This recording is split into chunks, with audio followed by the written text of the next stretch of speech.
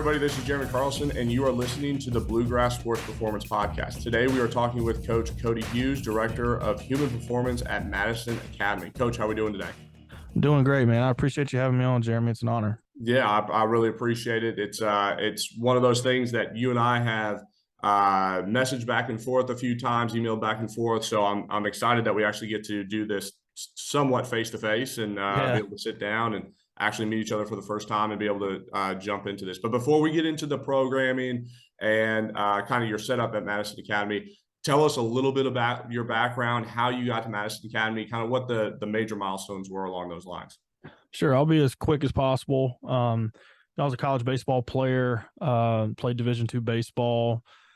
I got hurt my sophomore year and really didn't have much to do but to train, right? I wasn't inherently a guy that was really in great shape. I was more skilled than I was physically. I was strong, but I wasn't fast. I didn't have great body comp, all that stuff. But after my sophomore year, I really started to take it serious. But we didn't have a strength coach, right? So I was just going off whatever I could find and fell in love with training and loved it. And, I was already majoring in exercise science kinesiology and eventually did an internship at a small boutique personal training gym for a guy that owned the gym that used to be a strength coach and was like, hey, man, like, this could possibly be a career path for you. And I was like, what are you talking about? I didn't even know it existed. Mm-hmm. So from there, I started chasing that rabbit, made some connections, interned with Mississippi State football right out of my undergrad for a summer, and wanted to chase that college coaching tree. I wanted to be a head strength coach in the SEC. Then from there, I went and became a graduate assistant for a year at West Alabama, and then got married, and just a year into my GA, I got a full-time position offered at a Division I school as an associate director. Got married, moved me and my wife down to Louisiana at McNeese State University, where I was there for about 9 months and was like, man, this isn't as cracked up as it is that I thought it would be. Is this worth the chase of trying to be a head strength coach, not making much money, working 80 to 100-hour weeks, working 45 days straight? And so I took a private sector job in Colorado. And to say the least, that was an absolute dumpster fire of an experience. But some lessons are, hard learned. And I had a connection here at Madison Academy. I've always known it because I'm here in Alabama. It's always had this prestigious private school, really high in athletics, put out some really notable alumni. I've always been successful. Even where I was from, I'm from 4 hours from here and still knew about it. And saw the opening, and I chased every connection I had and happened to have some solid ones, got an interview, and been here since then. So we moved here, from Colorado in May of 2018. So I'm in my fifth school year. Been here 4 years total, and I'm in my fifth school year now. Awesome. Yeah. And if you want, go ahead and plug your podcast real quick, because you have done not only a good job interviewing people, but I think one of the unique things that you did was you gave a personal background and kind of took us through how you did that. So if you want to learn more about Cody's background, Coach, will you tell them where they can find that, all that good stuff?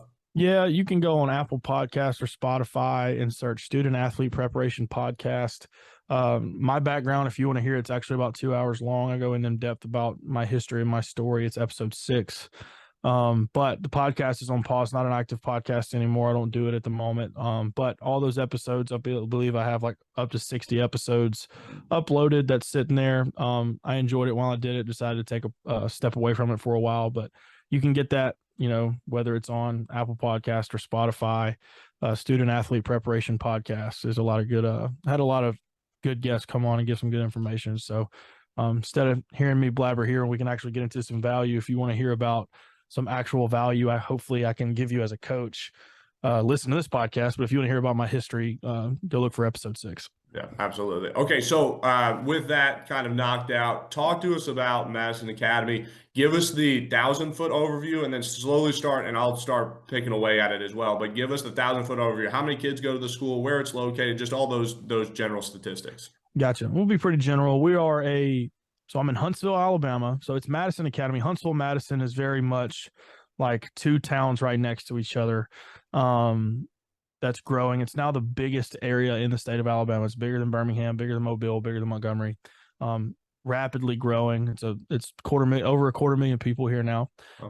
So Madison Academy is a small school. If you look in the classifications in the state of Alabama, it goes all the way up to 7A, and then we are technically a 2A size school. Now I'll be brief with this because I want you guys to have the context of how we compete in the public sector, because some states have separated private and public. We don't. We play in one. There is a separation, but it's for really, really tiny schools.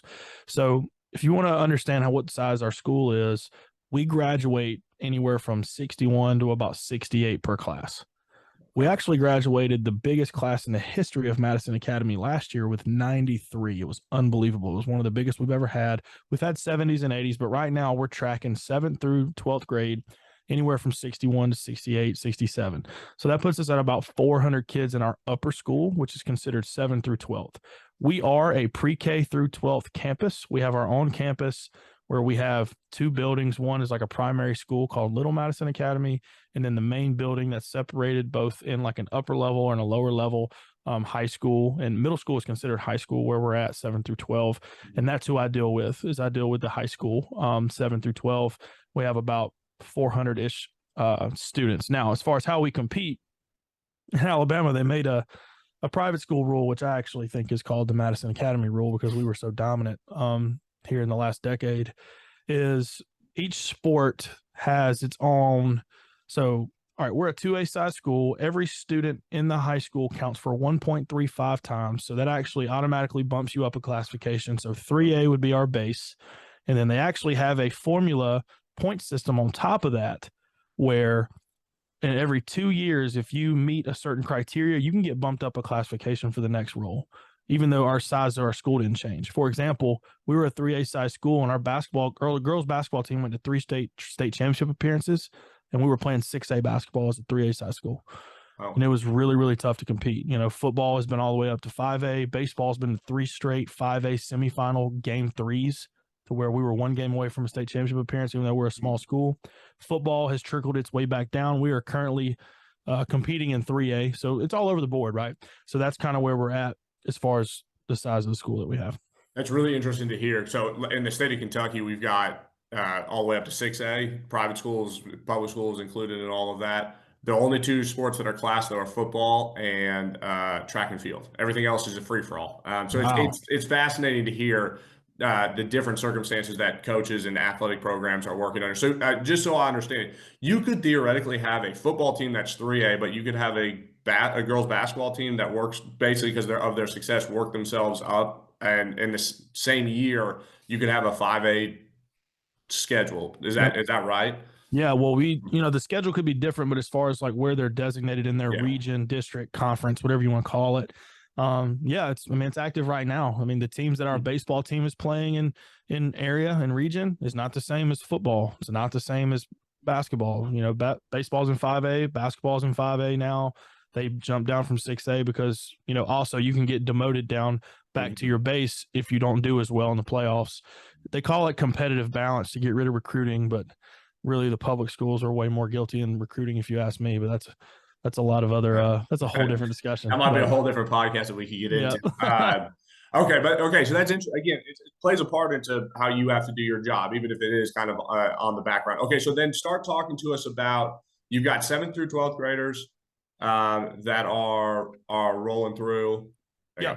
You got 7th through 12th graders that are rolling through. What does your setup look like as a strength and conditioning coach? Before school, after school, in school? Kind of give us the base overview on that.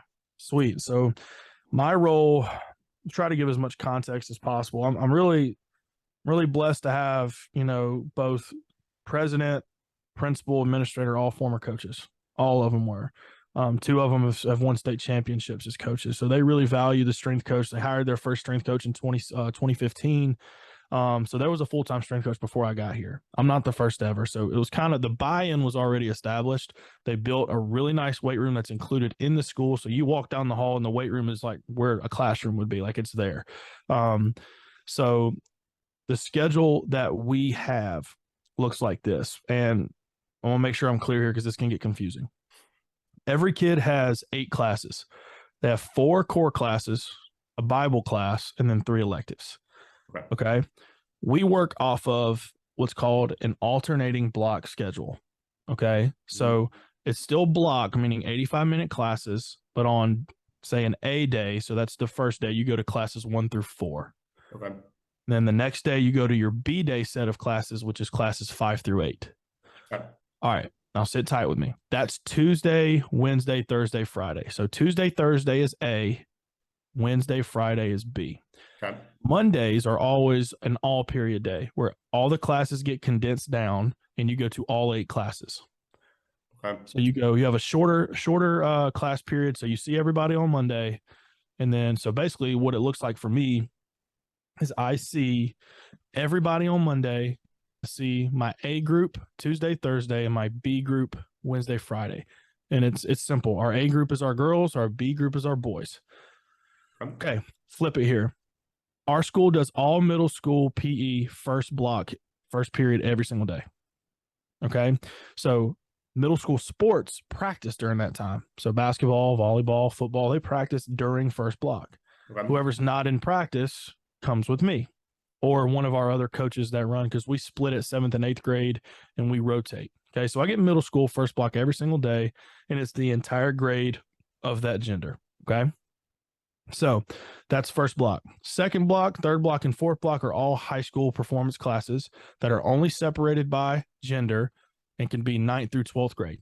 Okay. So I could have a 9th grade freshman that's not an athlete getting their PE credit in the same session as our 12th grade left tackle signed to play at Eastern Kentucky. Mm-hmm. So that's what our sessions look like as far as the school year goes. And I can go into more detail later how I structure those, but that is the schedule. So I'm looking at seeing my kids 3 days a week, every week, and then year round. And then we bounce off of that with off-season sessions before school and after school based off what time of year we're in. Okay. Gotcha. Okay. So I feel like I've got to have have you ever seen Zach Galifianakis when he's doing what's the movie that he's in? Hangover where he's counting cards. The Hangover and he's counting cards. I'm counting cards right now. I'm making sure that I've got it all right. Okay. So, all right, but you get to see them 3 days a week. And then what would either the before or after school look like if you had to do it? How does that look in your schedule? We always make before and after school available. But I'm glad that my administration allowed me, and this is taken, I'm going to make sure I'm clear. This has taken 2 to 3 years to figure out our best solution, right? We've tried multiple different things, but now we have one session before school. Our school starts at 8 a.m. So we have a 6:30 to 7:30 slot for an AM session. And then we have a 3:15 to 4:15 slot, a PM session. I am not required to stay on this campus past 4:30 for anything ever. I go home and see my family. Now, if I want to stay, that's fine, right? But that is not what I want. And I also have a full-time assistant too, which is not typical. So we have 2 strength coaches on our staff, and we schedule those out, right? So I get with every sport coach. Some sport coaches don't necessarily want an off season. They want that 2 day a week plus that third session, which I'll explain here in a minute what the shorter class session's for. They just want that year round. And they just want to keep that, and they're going to use that time elsewhere. They don't want to bring them in before school sometimes or whatever. And some like after school, for example, I'll give you some examples now. So basketball is going through preseason. We actually start legit practice next week, but the last 8 weeks they got, they lifted in class, and they got one team session in on Monday afternoon. So they got that afternoon block in. Baseball right now is going on Tuesday morning. So Tuesday AM, baseball's in their off season. I get them Tuesday morning, and they train with me in class Wednesday and Friday. So they still get those 3 sessions in. That's kind of how it's looking at for us right now. So those 2 slots are always available, and we just communicate and book them as we go. Okay, awesome. So you talked about it a little bit, and this is one part of the podcast that I like talking about, but is working with your administration. You already said that you've got a good relationship with them. They understand the importance of it because they were former coaches. How did that process work as you came in? There was already a strength coach. There was maybe already an established way of doing things. How have you guys kind of tweaked it to make it better as you've gone along? And how's that process of building that relationship? Well, I was very fortunate to walk into a situation, like we said, that administration already saw the value. I didn't have to come in and prove my value as a concept of strength and conditioning for high school kids is needed, right? This position needs to be needed, needs to be valued. It was already valued. I didn't have to prove that. But what I had to do was talk about the true vision of what the program could be, because originally I believe they were like, strength conditioning is great, we still got to do workouts and everything, but it's more of a, it's a mentorship relationship role where, we're still trying to build, spiritual qualities and building the whole human, which absolutely is still part of the job. But I wanted to actually present a vision of what the department could be as far as increasing athletic performance, decreasing injury likelihood, creating a culture inside of our school of health and wellness. Like our whole school is about mind, body, spirit. Our administration really believes in taking care of our body. We have a whole health initiative of making sure everybody, on the nutrition front, where do we have water available? What do we put in our lunchroom? How do we treat our bodies? Because it goes into our mind, it goes into our soul, and they value that. So really, it's just about trying to make tweaks here and there with resources, time, staff, manpower, all the things that we've needed over the years to try to give the best product to our kids. And we've come a long way with that. And part of it is just educating coaches and educating parents on what true long-term athletic development and consistency looks like and why it's the right play, rather than them being fed this narrative of you've got to win and perform now in this showcase AAU 7-on-7 world that we live in. That's where my admin partner with me to help empower me to be able to do those things, rather than some admin could be very reserved and not want to scare anybody off or make a parent mad, when our admin are very bold. They know who they are. They will stand by. They've stood by me in every situation that I've ever had of any complaints, any little bit of discourse, which is normal, right? I mean, I would hope parents would want to discuss with their teachers of whatever they're doing. Yep. But that's why I haven't left here, man. Like, I jumped job, and I've been here 5 years because this place is unbelievable when it comes to having a work environment that I can really work in and thrive and really help people.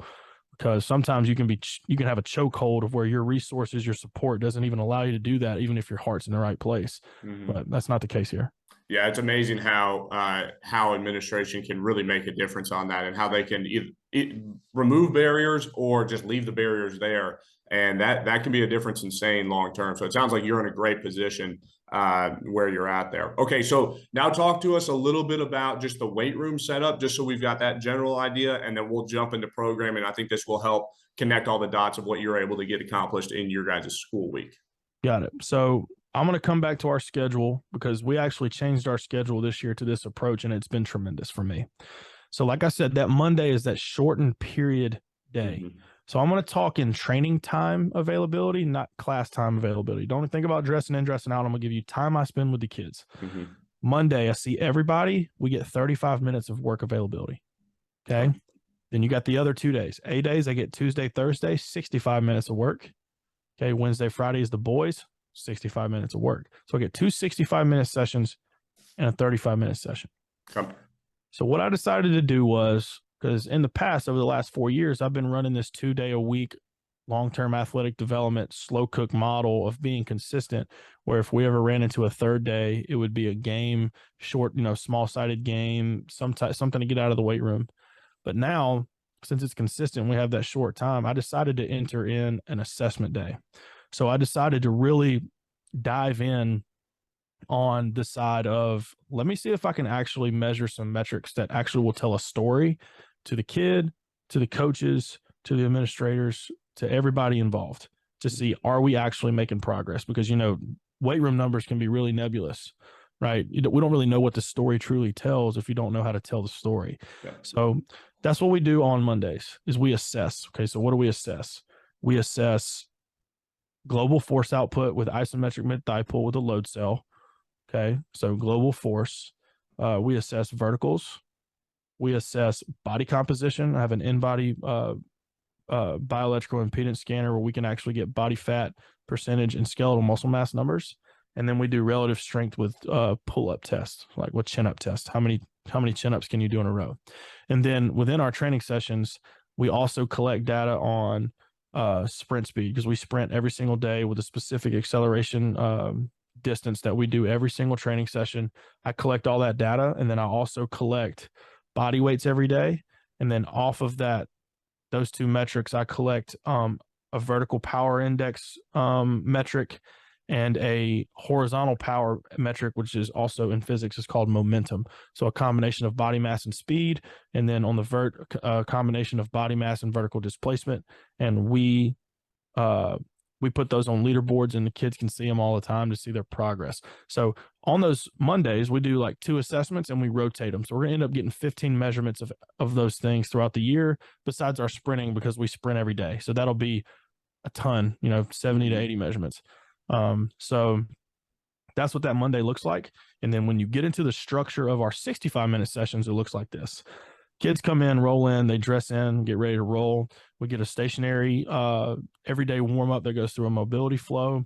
We do some dynamic prep, which is getting the lower shank ready, start doing more true, sprint technique, movement type of approach. We do our sprint prep where we'll do, wall drills, resisted sprinting, some type of plyometric, something to get us ready to truly sprint.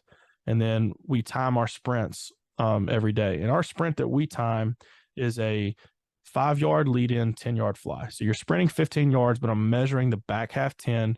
And the reason why I do that is because I think that that'll give you a true picture of accelerating with force and give you a real, it's almost like a strength metric. Like you can see like 15 yards is where you can accelerate. And plus, if you look at that, I've collected thousands of data points on this so far, that you can run 15 yards in 9 to 11 strides.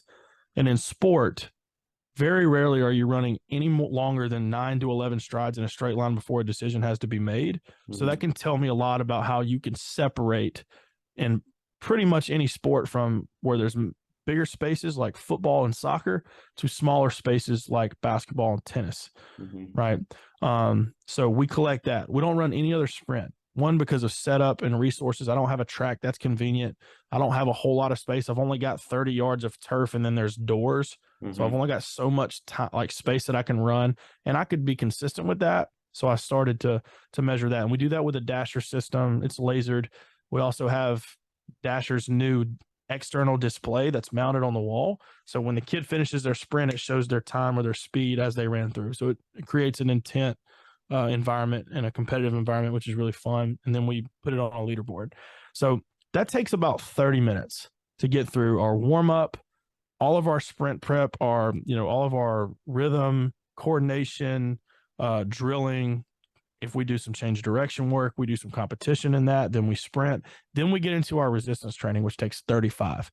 So 30 minutes of movement, 35 minutes of true training, which goes through typically 4 tiers. So when I say tier, it's a primary movement and a secondary movement that you set up and train, and then you move to the other one. So really 8 exercises, 4 main tiers.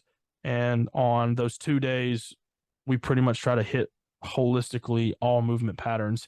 And then whatever they didn't get in class, if that team is training a third true training session on that, whatever day, PM or AM or PM, we just fill buckets that we haven't gotten in class.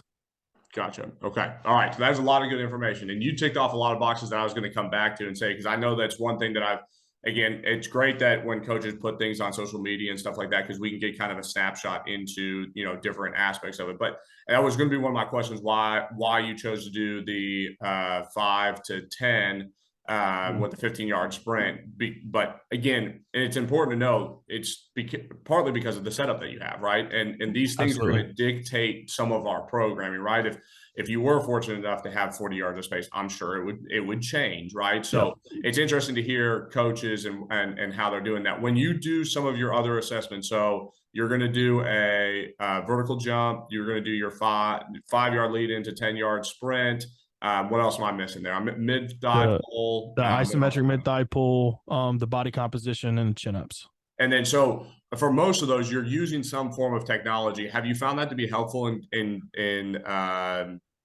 connecting to the kids and starting to show their story? Because, again, we could stand there with our hand timer, but it seems like a lot of our kids enjoy the video game aspect of it, something along those lines where they like the electronics that are involved in it.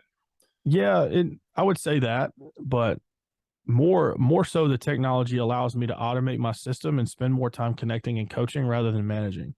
where you're worried about writing down this number and making sure everything's right. And if you're constantly blowing a whistle and looking down at your clock, are you coaching sprinting? You're not getting to coach at all.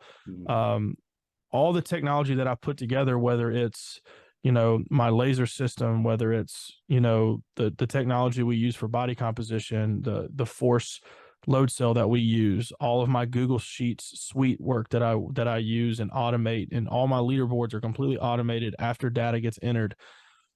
I want as much information as possible delivered to my coaches and kids where they are smothered with standards and there is nowhere to hide. Because there's so many high school kids that are going to inflate their numbers, right? Every single kid that tells me they throw 89, no, you throw 83. Like, that's just the truth. Like, you're lying, right? You say you run 4.4, no, you probably run 4.85, right? So I want to, one, bring my kids towards the truth, tell them that it's okay. You need to acknowledge that this is the truth. Now let's work on getting better. And I'm going to show you based on your behaviors where you're trending. And now it's just about, okay, now I actually know what it takes to actually see results, rather than it's easy to inflate it and post an IG highlight to where I'm now fabricating what my actual profile looks like as far as my attributes. Now, coach is feeding me a hard dose of truth, and I'm also feeding it to your head coach. So every head coach, and we're getting them from all angles, right? Administration, support, head coach, support, strength coach, support, smothered with truth, but also smothered with love and push. So now I don't really have a choice but to level up who I am. I don't. Or if you choose not to, it's evident to everybody in the room that it's not important to me. And you know what? That's fine. It's not for everybody. Neither is playing time, neither is winning. And that's okay. I mean, that's the choice you're making. And that creates what I call social pressure, and a pressure gradient for excellence rather than a pressure gradient of, oh, I'm too cool. And that's where it started in my first couple of years here. I had some kids that it was cool to skip reps. It was cool not to do the right thing. All I wanted to do was bench max. And now we've shifted this thing over 5 years with this technology, with these metrics, to show them, one, it's cool to be on that leaderboard, right? And I picked metrics that anybody has a chance to get on that leaderboard. You don't just have to be talented, because I also promote progress, not performance. So how much better you got, there's a leaderboard of who made the most progress, not necessarily who had the best score. Right. We also have what's called a commitment score, which is completely based off of high level behaviors. Are you on time? Are you dressed? Are you skipping reps? Did you bring your cell phone in the weight room and you weren't supposed to? That docks points. Where, yeah, you may be talented, but your consistency and commitment to the program and leading to behaviors that lead to excellence is low. Okay, cool, man. You're gifted, but the behaviors you're showing isn't going to help you later. And we use all of those angles in different places to truly show our kids what excellence of habits look like. And we just use strength conditioning as a vehicle for that. And I'm really starting to tap into it, right? I mean, this is my 5th year. I don't want anybody to think that I just knew how to do all this. I did this through massive trial and error, frustration, trying to figure it out, failing over and over again until I finally figured it out. I mean, it took me months, for those of you that are familiar with my Google Sheets templates and things that I sell, and I've got a massive one that's about to release. It's going to be one of the most top products I've ever released, going to help a lot of coaches. But I had a problem and I looked to solve it, and I created a solution that helped me coach more rather than sitting at a computer. You know what I'm saying? So all of my efforts in technology go back to driving excellence of behavior, but also validating our program, because now I have dashboards set up for every head coach that, all right, this is what's happening. This is where their skeletal muscle mass is going, their body comp. This is where it's going. This is where their strength levels are going, their speed levels, their power numbers, their behaviors and consistency on how they behave. Now, coaches can use that as leverage to their kids and promoting what's going on. And it also shows validity that I'm doing my job, and we can actually pinpoint the issues and why we're not winning games. We can talk a whole nother podcast on how, strength coaches aren't responsible for helping winning games. Well, I'm sorry, bud, but if you don't help win games, you're not very valuable. You're just another personal trainer. But that's a whole nother conversation that I get heated about. No, that's all right. No, it's great. So I'm just going to take a quick snapshot into it, and then let's get to programming here, so we can get into a little bit of that. So give us an example for like how you've been able to automate maybe like the dasher system, for example, right? So you've got your 5-yard lead in, your 10-yard sprint. I'm sure you did that for a little bit, right? And then you were maybe over there frantically writing down, right? How did it grow? Take us through some of that, because again, and this is a great point, and I think it's really important to know, is that it doesn't just start out that way. We have a problem, and we have to try to find a solution to it, right? So give us just a small, and you can choose something else other than the Dasher 510, but use something that you've kind of grown and changed over the years. Oh, you hit the nail on the head with this exercise, that I can tell you the progression it's had. We used to not sprint. It used to just be training. I didn't really see the value until finally, you got caught on to Tony Holler and Feed the Cats. You start meeting new coaches, you learn. And the first thing I did was sit there with a stopwatch, and kids would sprint, and I'd call out times. I didn't write anything down. I didn't record anything. I didn't publish anything. I just called out times and started sprinting. I wasn't even really coaching. I was just asking kids to run hard. Well, that turned into, I need a timing system.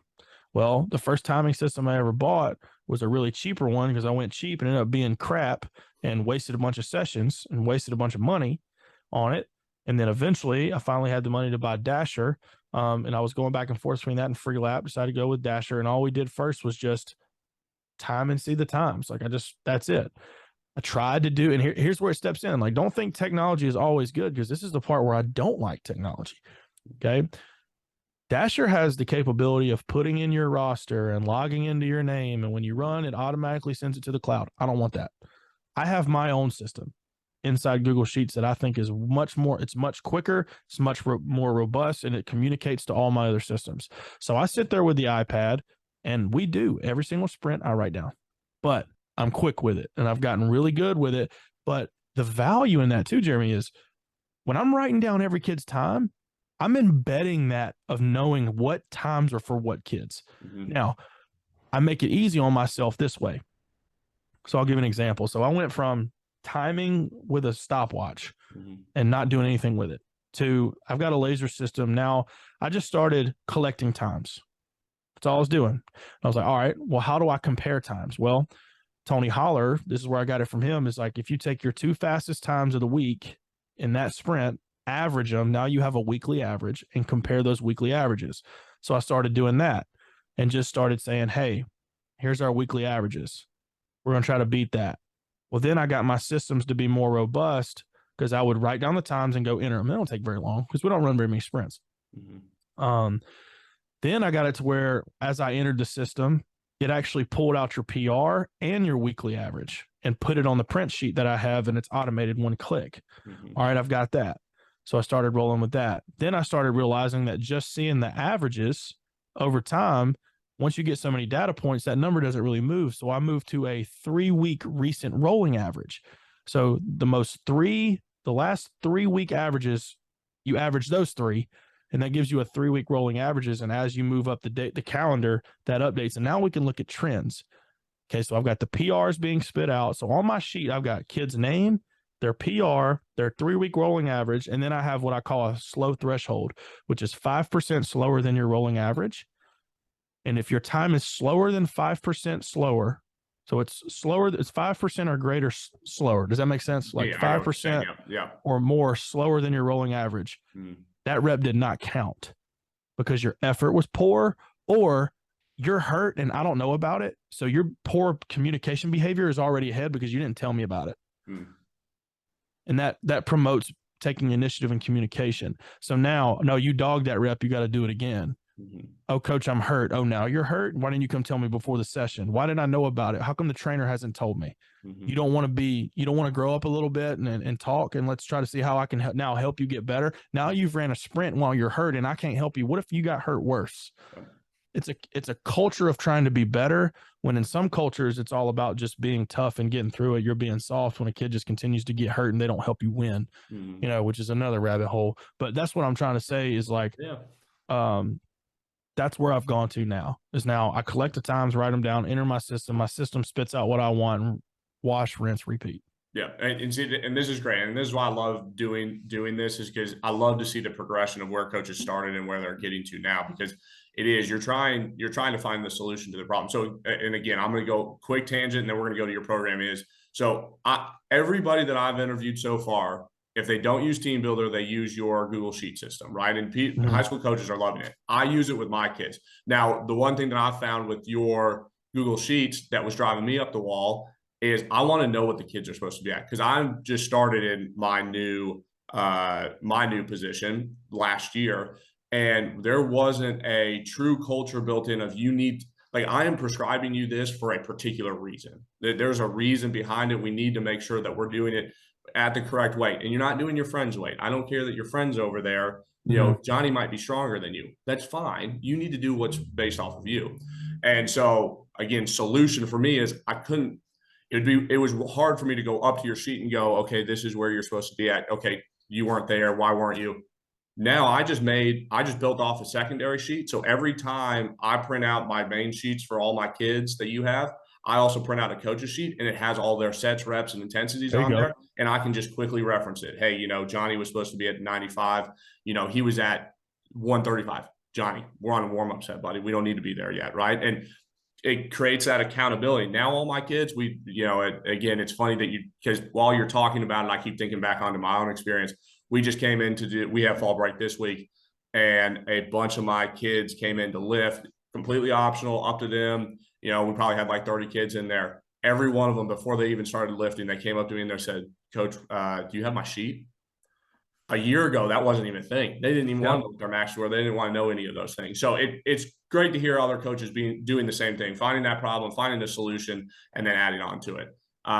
Okay, so let's slowly start turning to programming. Now that we've got the basic overview of school, all of that stuff, I'll have you show your screen there. Okay. And then I'm going to kind of, again, leave it up to you, and then I'll just kind of poke and add questions as we go along. But good opportunity just to kind of see how you start thinking about your workouts, different things like that. Okay, so I'm going to try to be thorough here, because this actually was part of our off-season football last year. Okay. And now understand, this is not typical. So let me give some context, right? Most teams work off of, in the off-season, a 3-day-a-week session, right? That's what they do. Now, the workout side of these things will look similar, but there's a couple of more. There's 2 more sessions in this program that's different, and I'm just going to go through it because this is actually what I presented on at the NHSSCA National Conference this past summer, and included this with my presentation. So anybody that wanted to dig deeper into it, and if anybody of this podcast wants access to this, I'm more than happy to share. Like, that's not a problem. We can definitely get that done. So let's talk football. So my head coach came to me and said, we're a private school, one of 4 private schools in a metropolitan area of over 250,000 people. There's 6 to 7A size high schools in our area. A lot of people. We don't technically have a community where we're at. Our kids don't grow up together.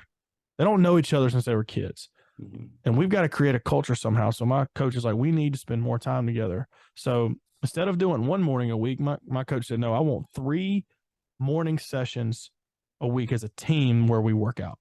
I'm like, so you're telling me, Coach, you want 3 sessions a week plus the 2 sessions we get in class?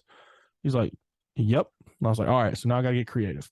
Mm-hmm. So what we ended up doing is we go Monday, Wednesday, Friday, okay, in the weight room as a team where our meat and potatoes lift is, right? It's no sprinting, it's just resistance training, okay? Strength work, because we have an hour. And the other 2 days in class would be most of all the stuff I talked about in our normal class setting. So that's all of our movement prep, our sprinting, resisted sprints, plyos and all that stuff. And then when we got to the resistance training of class, we would do more of an accessory type training where we would do a lot more bodybuilding type work. We do some stability work, trying to just get a lot more volume on the accessory work that could really, be the cherry on top to what we're building. And then after that, we'd actually go 2 sessions a week after school where we would do more agility work, like true agility work. And it would be 25-minute sessions. Fast, right? We get our stuff and get out. So technically we're getting 7 sessions in 5 days. But if you accumulate the time that we're spending, it's not outrageous. Mm-hmm. I guess not what you think it is. So yes, we would lift twice in a day sometimes. So if you look here, we're going all the way from week 1, and I'm going to scroll all the way over to week 18. Okay. That says week 188, but that was a typo. So week 18. So you're looking at 6 phases, 3-week blocks. Okay. So when it comes to programming, like I said, I work off 4 tiers. All right. I am not an Olympic lifting fan. I'm not. I'm going to tell you from straight up. I don't think that I could argue to the day I die. It's just how I am. It's my personality. I think they're a massive waste of time. I don't think they get anything done. Just my opinion. And there's a lot of people that disagree with me on that, and that's okay. So we don't use them. Okay. So you're not going to see those in our program if you want to know. What we focus on is when we talk about our training, because like if you look at our pre-lift work, here, I'll pull that up here. This is I'll do this first because this is where it starts of how we work out, right? This is our stationary warm-up where we do jumping jacks, seal jacks, cross jacks. We do some stability work, some mobility, getting our T-spine, getting our hips, getting all that done. And like I said, I'll share this if anybody wants to see it. You can share the file. Awesome. Then we go through our technical prep series where we do resisted running, wall marches, single leg, soleus isometrics. And then we go through our output where we're doing, low ground contact plyos, hurdle hops, we're throwing med balls, and then we're sprinting. Like we do a lot of that. And then we get into our actual lift time. You can kind of see it broken down here that I was talking about, how we get 35 minutes of lifting, 65 minutes total time.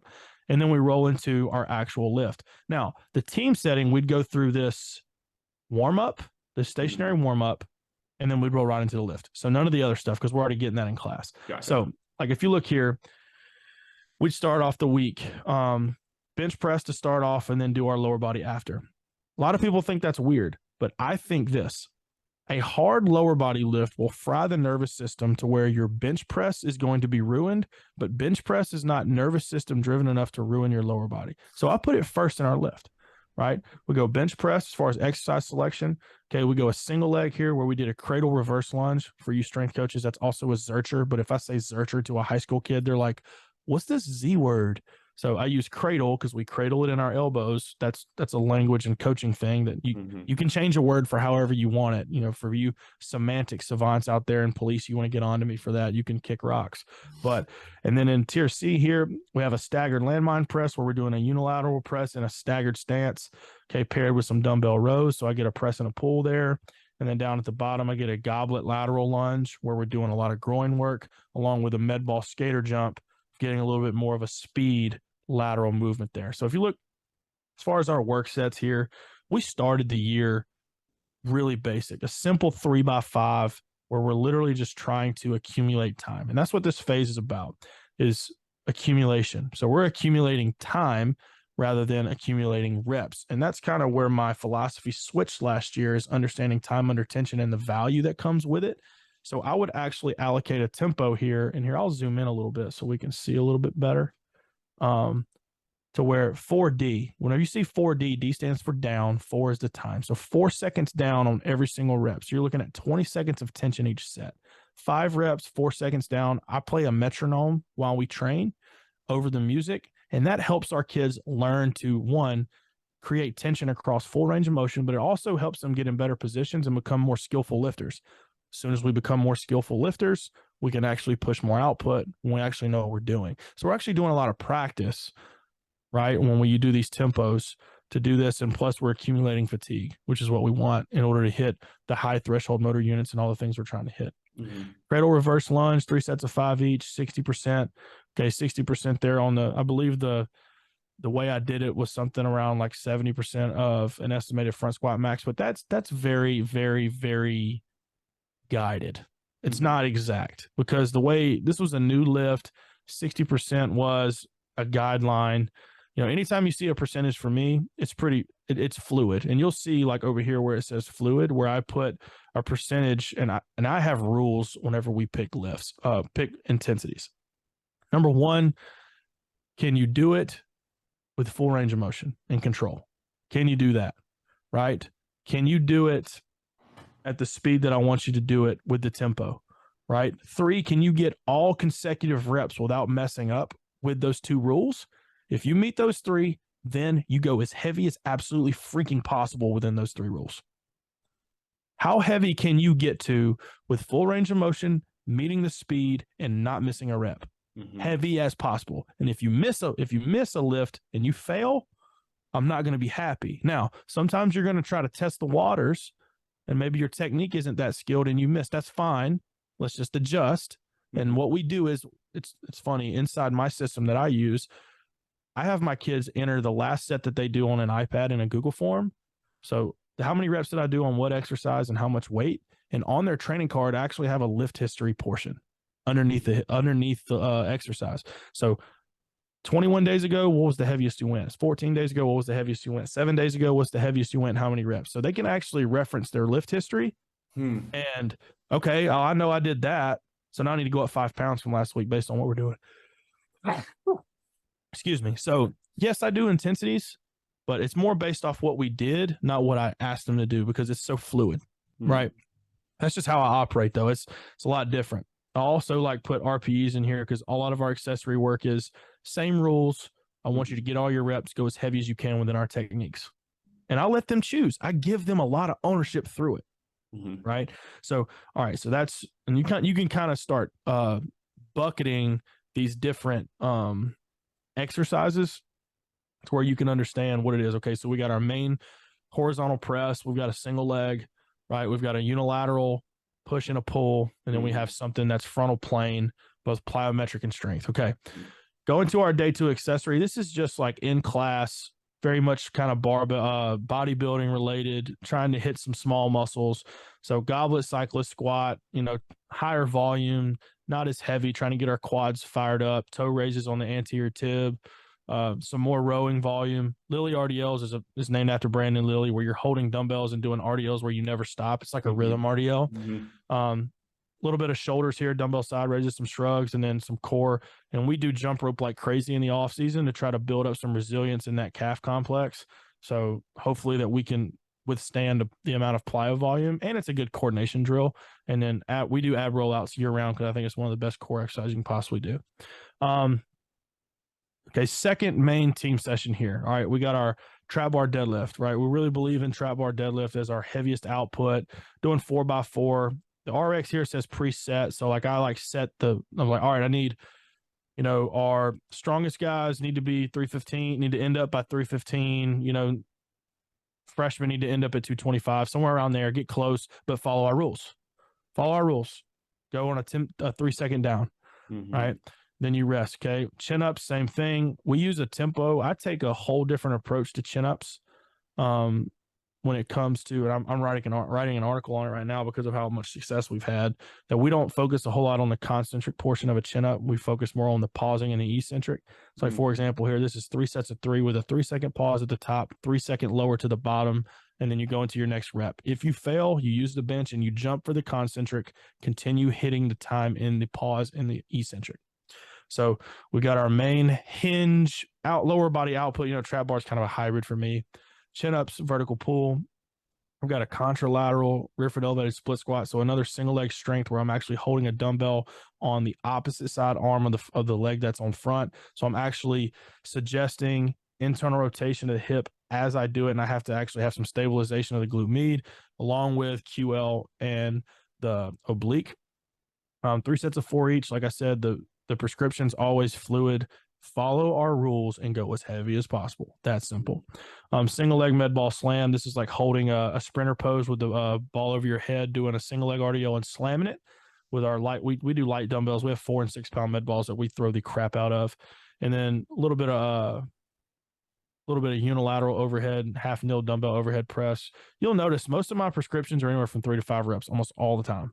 I manipulate mostly through tempos. And I stick in 3 to 5, and then sometimes we'll build up to doubles and singles. But unless it's true accessory work, like my accessory work are almost always going to be 6 to 12, and then all my primary work is going to be 3 to 5. And is that something that you found over time that just works best for you? Give a little background on why that might be. Yeah, because 3 to 5, you can test the waters and go heavy, but you can't go heavy enough to truly hurt yourself, right? And I'm a big fan of trying to accumulate tonnage.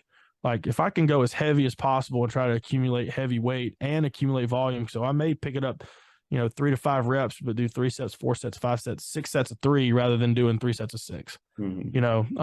Just so then they can go as heavy as possible, just because I think that's important within our rules. Sprinter med ball throw is like in a sprinter stance where you push off a leg and throw it in the wall, more of a coordination, rhythm, power, good pairing there. Day 4 accessory, a little bit of stability work, and some calf work. So I've got some front foot elevated goblet split squat where I'm really trying to drive knees over toes, get a little more of an anterior version split squat, split squat calf raise, trying to get some soleus there, some dumbbell bench press volume with some shoulder work with band pull aparts, some more shoulder work with dumbbell Arnold press with some push-ups, a little bit of core, single leg jump rope for some plyo work. And then our final lift, we finished with our squat pattern. Like we did big squat Fridays where we would empty the tank, where we squat primarily with a safety squat bar. I don't squat with a straight bar. I just don't. I have safety squat bars to my resources, so we use them all the time. It actually started, this was January with football. So this is when we first started using them. So like we had to figure out the skill of what that feels like, because a safety squat bar really feels more like a front squat than a back squat because of how high it is. And plus it requires a lot of upper back stability. So we went really light here. Like I had my guys go with like 95 and just do extremely long tempos to feel depth and feel what it feels like.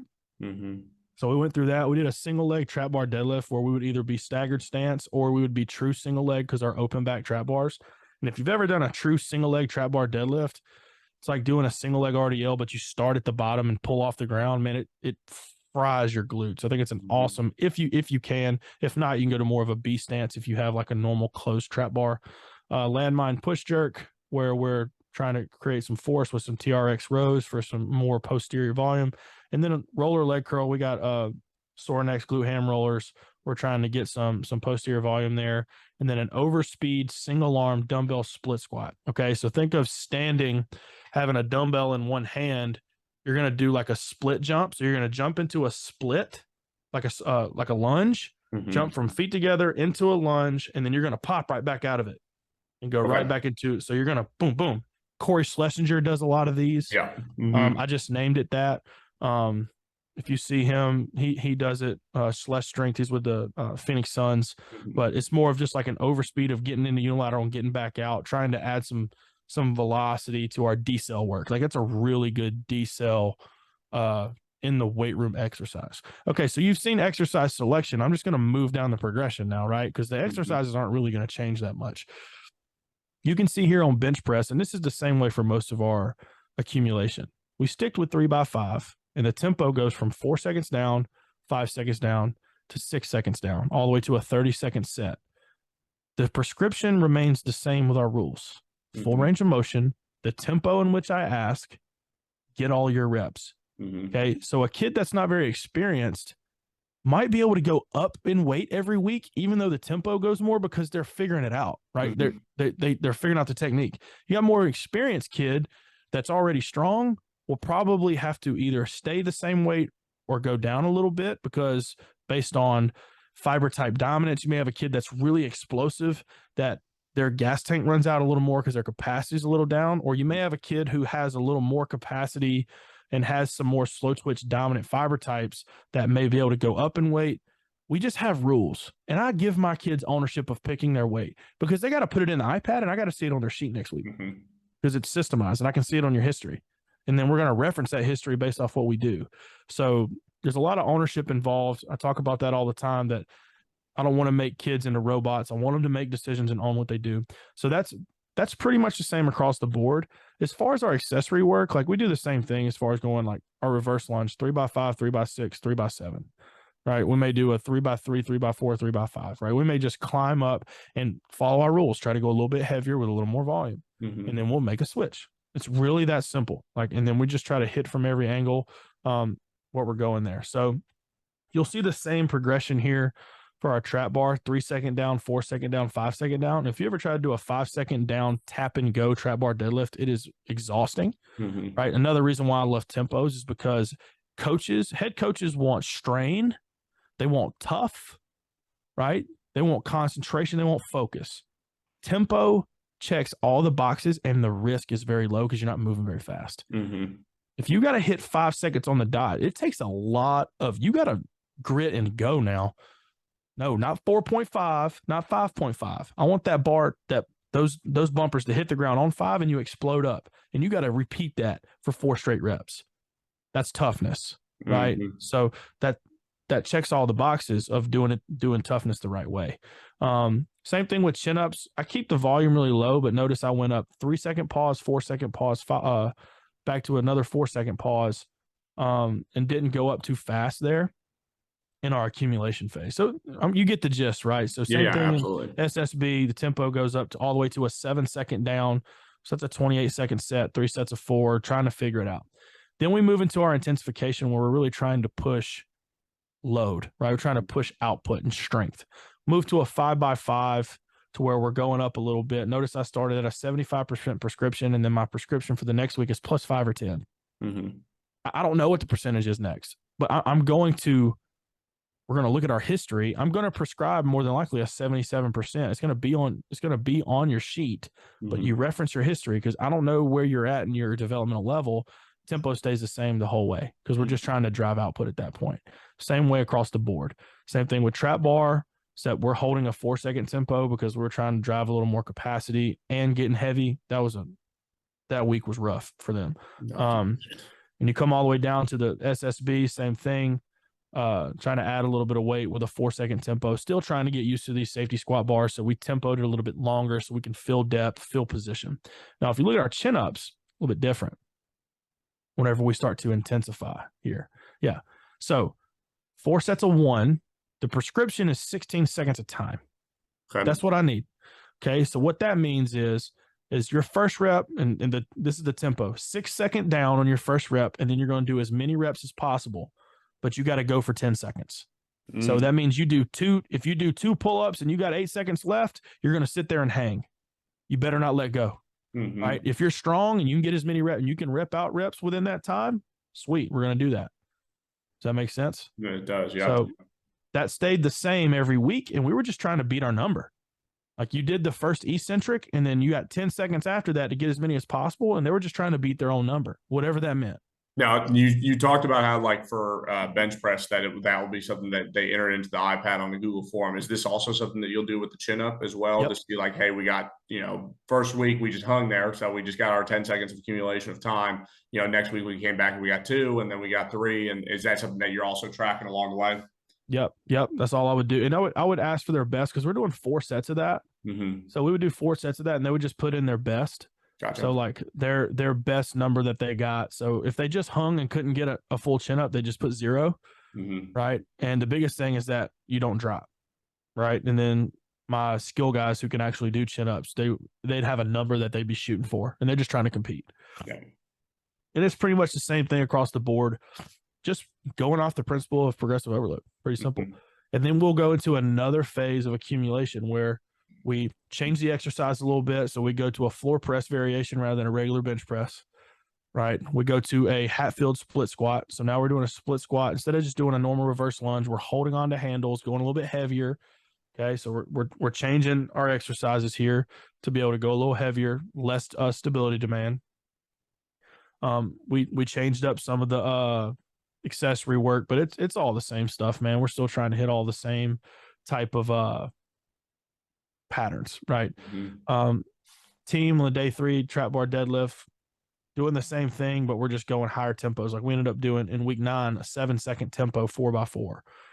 That sucks on a trap bar deadlift. Mm-hmm. Chin ups, we added more time down, so 3-second pause 5, 6, 7 rather than 4, 5, 6.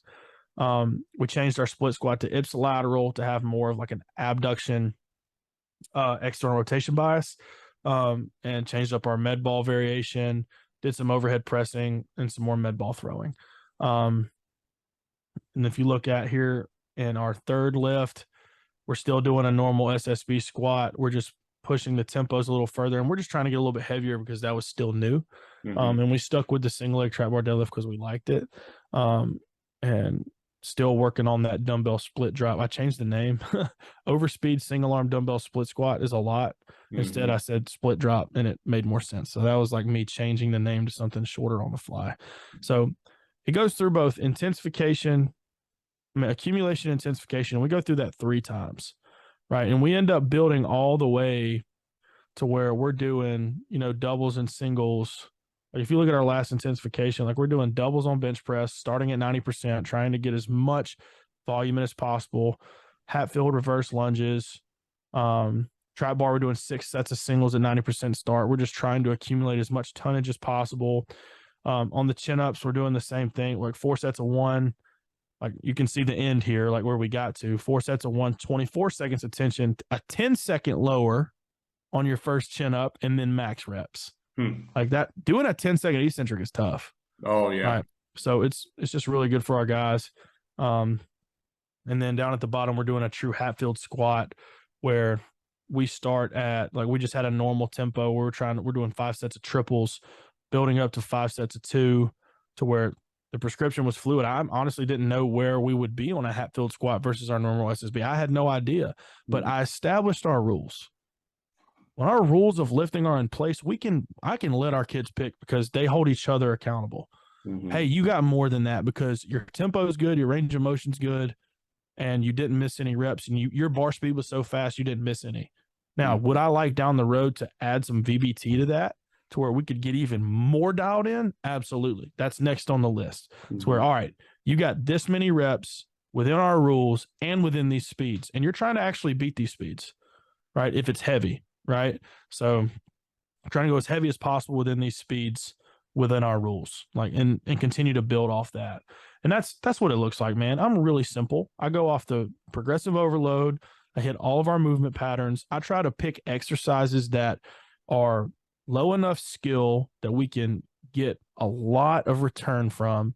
That's why I don't like Olympic lifting, because I feel like there's just no return. Like you just get good at Olympic lifting because the more you do Olympic lifting, the only thing it makes you better at is Olympic lifting. Like, so I'm like, that's not our sport. That's not what we do. I'd rather develop strength, and we can express our power in jumping and running. That's just the way I look at it. Well, and again, I think this is a good point too. While I've got you on it, I remember I bought your ebook that you had on Maximizing Clean, right?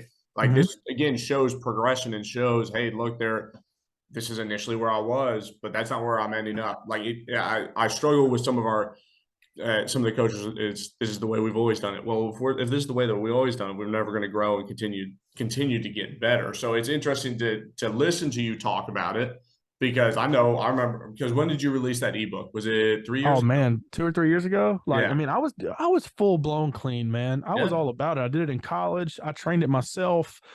I was a full-blown believer in it. I thought it trained out, and I just kept questioning, and it was more about opportunity cost and time than it is about the demonizing the actual lift. Yeah. I know plenty of coaches that get great results with the clean, but I just didn't see it as an opportunity cost issue. And I wrote that ebook because I wanted to show coaches how to coach it. I can coach it. I can prescribe it, because that's the number one cop-out answer. Oh, you don't like Olympic lifting because you can't coach it and you can't program it. No, I can. I had kids cleaning 330 in my weight room in high school. It's not the point, right? I changed my mind based on a lot of different factors. Brandon Pigg being my first full real assistant, kind of challenging me on that thought process. And the more we thought about it, one of the big reasons we went away from it is because our middle linebacker pulled 365 on a trap bar for over 1.0 meters per second, and he couldn't clean more than 265.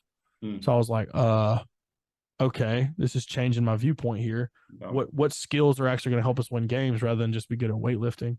But yeah, I mean, that's kind of like where I continue to always challenge my viewpoint. I mean, that's the thing, is I want to be courageous enough to stand on my own 2 feet and have heuristics on how we do things. And I'm not going to let you just bully me into some thought process over one conversation.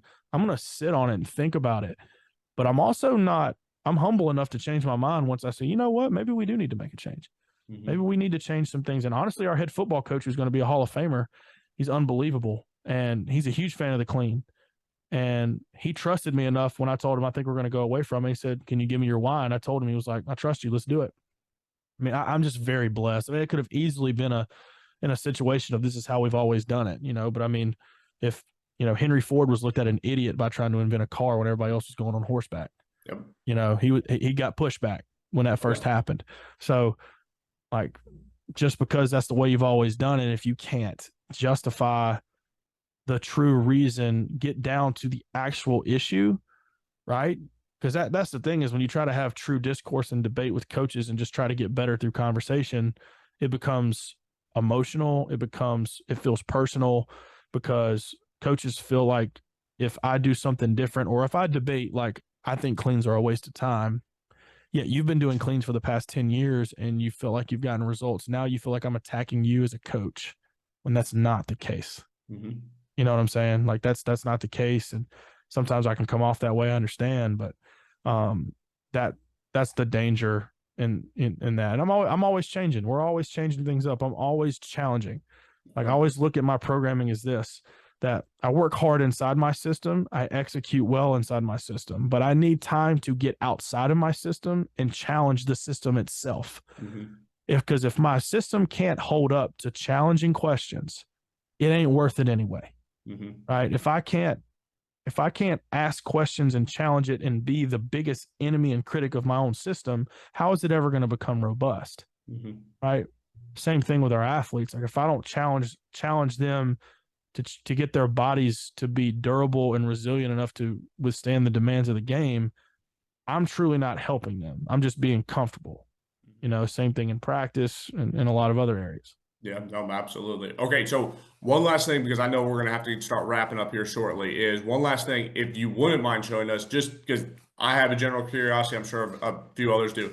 Would you mind showing us what your athletes would enter into the Google form? Is that something that you could show us just so that we can kind of see Maybe what they're so. doing? I'm sure I'm building it out to be more than it actually is, but I'm sure that it's fairly simple in nature. All right, let me see if I can pull this up. If you guys will be really well. Yeah. I think I got it. Link. Yeah. Should be it. That should work. Perfect. Okay. So I'm going to show you here. Let me reshare my screen. So basically what I did is it's not a Google form. It's actually a Jot form. Okay. Jot form is like Google form on steroids. We just have an enterprise account with our entire school. So I just use it, right? Like it's got all the features. We use it for all kind of things. Cool. So I created a link tree for MA strength conditioning, right? You see this? Yep. So like check-in is where they weigh in, and this is on our iPads at every rack. Okay. They come in, they check in and weigh in, but when they report their strength, like they go to this is a home button, right? You can always come back to the link tree, click on strength report, right? Pulls this up. All right, fill out your data real quick. They select their name from the drop-down menu, really quick, select their name. The reason why I do it on a drop-down menu is because when it pulls to the Google Sheet, in order for formulas and coding and algorithms to work, it has to match exact. So I don't ask them to type in anything because they will screw it up, right? So you select things. You don't type unless it's very simple. Next thing, real simple. Okay, you've got exercise, weight, and reps. All right, what exercise did we do? Okay, let's say we did the assisted SSB squat. Okay, scroll down. I don't type anything. I select. Say I did 265 for 5. And I press submit, and it shoots it right to that Google Sheet form, and I pull from that data.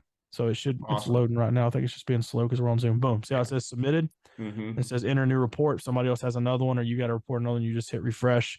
It goes right back to the original screen. Original question. Okay. And how many athletes do you have per rack? So is this, again, how have you found the flow of this to be? Has it been pretty easy for the kids to pick up? Again, oh yeah, I think this is wildly fascinating because I think that this is a great way to be able to track data without having to go and get every $1,000 subscription of something on the side, right? Does that make sense? And I think that at somebody that works at a public school that doesn't have a lot of money available to them, this is a cheap and easy alternative to doing something that would normally cost money. So well, the goal is I'm jumping in after I finish my new strength sheets, my new spreadsheet that I'm going to offer. Is the goal is to actually jump in the software game and jump in bed and make this thing affordable for coaches. I want to do my best to try to do that. I hope to actually create that. That's going to be the goal, and I don't know if it'll work or if I'll have the resources, but I'm going to give it a go. But yeah, it's easy. I mean, I've got 12 racks. I have a really fortunate situation where I don't have more than three kids to a rack. Okay. So it's very much like a college setting. I don't have more than 36 kids in a session. Now, if I have a varsity football lift, sometimes I'll have 40, 45, or we'll have 4 to a rack. But there's an iPad at every rack, and the kids know. Like, they just flow through it, you know. And as they get done with their last set, they just roll over to the iPad, boom, name, exercise, weight, reps, enter, move on. Mm-hmm. It's that simple. And the way I know that they entered it is because on their lift history the next week, it'll be there. And if it's empty, I'm like, why didn't you enter it in? Oh, coach, I did. I was like, no, you didn't. It's right there. You cannot argue with that. I'm sorry. The technology did not fail because it didn't fail on anybody else's. Mm-hmm. You know, so it just creates an accountability partner there. But it's been great. You know, it automates it. Here, I'll even see if I can take this thing a step further if you want to see it a little bit deeper. Let me sign into my so I've got my Google Drive here. Let me see if I can open up this is not my computer, so this is going to take me a second. Because I'm sitting in our like development office here, but mostly while Coach is getting this pulled up, I was giving him a hard time before we started recording this. Is that his setup looked a lot cooler than my little microphone one did, and he informed me that this is his media center there, and so it's not necessarily just his. Right, correct. So I'm pulling this up now.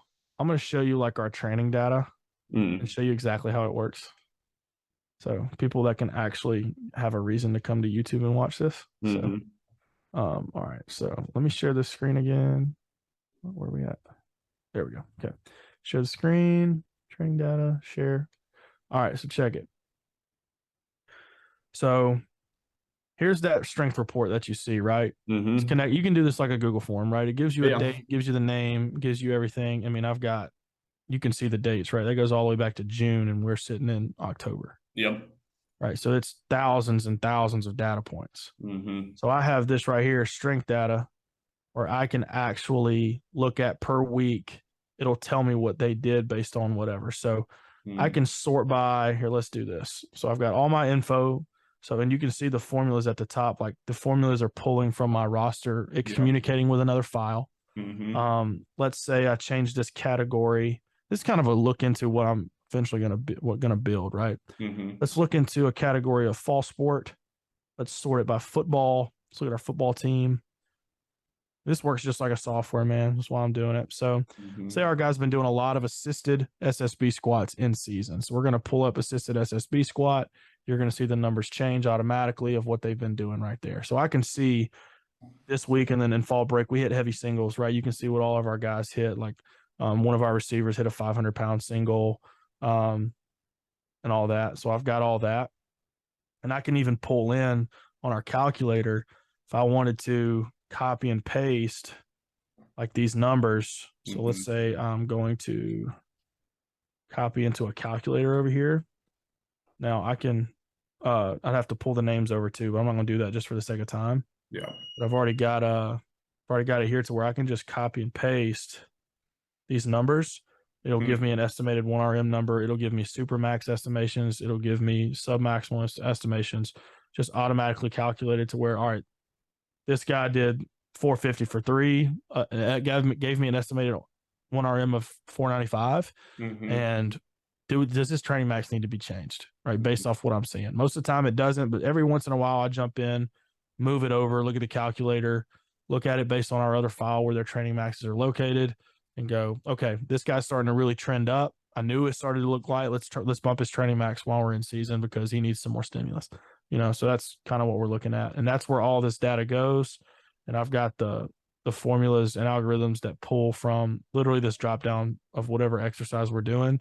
And it tells me this is where the lift history comes from. Right. So like this kid, like AJ's a freak. He's a sophomore linebacker who's 6'2", 230, can get to 17 miles an hour in 10 steps, and did 570 for 1 on that field at 15 years old during fall break.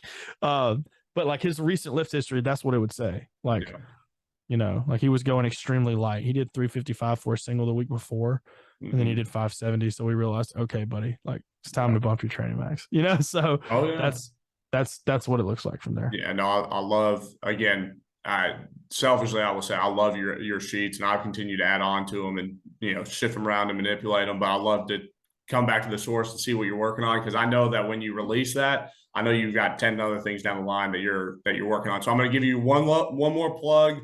Plug what you've got, your new project coming out. I know you kind of teased the Twitter sphere not too long ago with it. What's the coming down the pipeline, and then I'll get you out of here because I know you got to go get lunch. Halloween is the release date. Strengthsheets.com. If you go to strengthsheets.com, the website is going to start building out and start telling you what it is. Basically, what this is going to be exactly kind of what you just saw, but it's going to be a program delivery tool, right? It doesn't have the data collection, all that, because every coach does that different. Mm-hmm. But what it's going to look like, it's going to look like this. I might as well just pull it up since I'm here. Because I can show it to you. I mean, you can get a first look at it if you want. I'll share my screen again. Might as well, because this is an opportunity for everybody to see it. Mm-hmm. So it's going to look like this. In a Google Sheets, you'll have your main menu, right? And you'll have your organization name, and you'll have your logo that you'll provide. And then from this main menu, you'll have what active phase you're in and what active week. You have up to 18 programs where you can program for 48 weeks. Okay.